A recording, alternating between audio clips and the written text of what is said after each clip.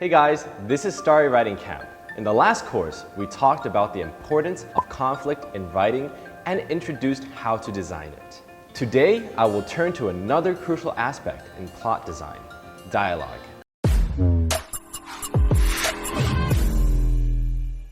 Dialogue is a conversation between two or more people as a feature of a book. Let's grab an example first. In the first chapter of Diving Into You, the heroine and her two best friends were chatting in a bar. Carl? Oh, if you want him, Riley, we can get you him. I want him. I have a plan. You just need to seduce him. That's all. After reading this example, what is the information we can get? It shows the problem the heroine is facing. She has a crush. As she is about to graduate, she is considering whether she should profess her love or not. It promotes the character's action. Riley's friend's words provoked her to drink a lot, and her intoxication led her to profess her love. It promotes the next scene. While drunk, Riley recognized that the hero was her crush, and she flirted with him.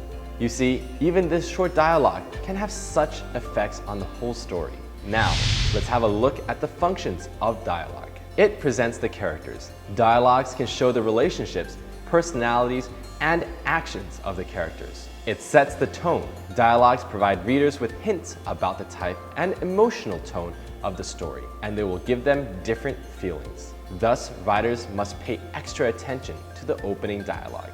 It designs scenes. The character's reaction to the scene can help readers get a feel of the environment. Characters' dialogues can establish a scene of dynamics in a scene, and it conveys the theme.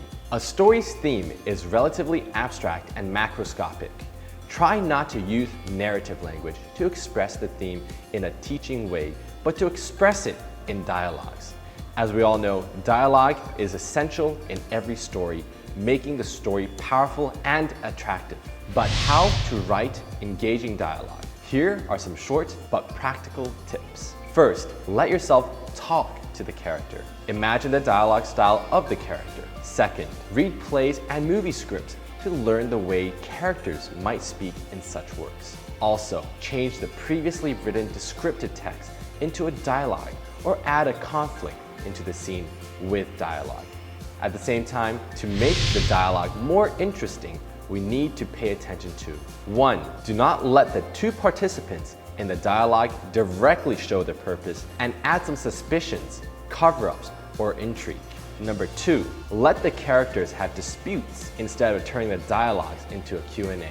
Number 3, increase communication barriers by designing third-party interruptions or refusals to answer questions for compulsive or emotional reasons. Number 4, add elements of fear.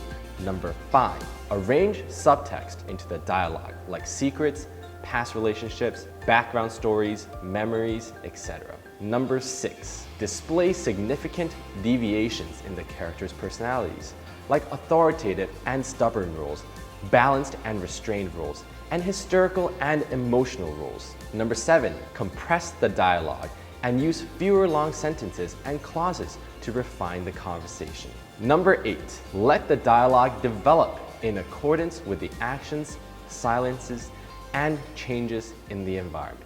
It's time to apply what we have learned in this course. Let's modify this dialogue together. It occurs between a couple who are in a contract marriage. Adela and Calvin seem to not care about each other, but they are in love with each other. Because they are so proud, neither of them wants to be the first to confess their love. But Adela realizes that she can no longer ignore Calvin embracing other women. As a result, they have a dialogue like this. What are you doing, Calvin? As you can see, I'm attending a prom. Do you have to hug someone intimately when you go to a prom? Stop being capricious. Yes, I'm too capricious. Maybe I should like you. Like me? Yes, ruthless and careless like you. I know you hate me, and I know you hate our marriage, but you shouldn't use Emily to insult me. Whether you believe it or not, I have nothing to do with Emily. Let's get a divorce, as you wish. This is an example of a past dialogue, but it is not excellent. Adela confided her love for Calvin, and Calvin also retained Adela. However, it is too plain. It does not convey the protagonist's feeling to the reader, and their personalities are not distinct. Therefore, we should consider modifying this dialogue by directly showing the core contradiction, having the dialogue embody the character, hinting at the changes in the relationship towards the end, thus giving the reader something to look forward to. Now let's modify it to: Calvin, let's get divorced. Don't be capricious. Things are not the way you think. I don't care anymore, Calvin. So what do you care about? Do you know how much our families have invested in this marriage? Do you know what the consequences of divorce will be? I know. If you regret saying what you said, then I will say that I didn't hear what I thought I heard you say. I don't need your pity. Let's get divorced. We can feel the difference between the two dialogues. The revised dialogue contains more emotion and is streamlined. Of course, there are many ways to modify dialogue, and the modified dialogue presented here is not necessarily perfect. Good dialogue is the result of continuous training, practice, and editing. Please try to write dialogues for the characters you've designed. Of course, don't forget to share with us in the Stary Writing Academy Facebook group. In the next course, we will focus on how to create the description. See you there.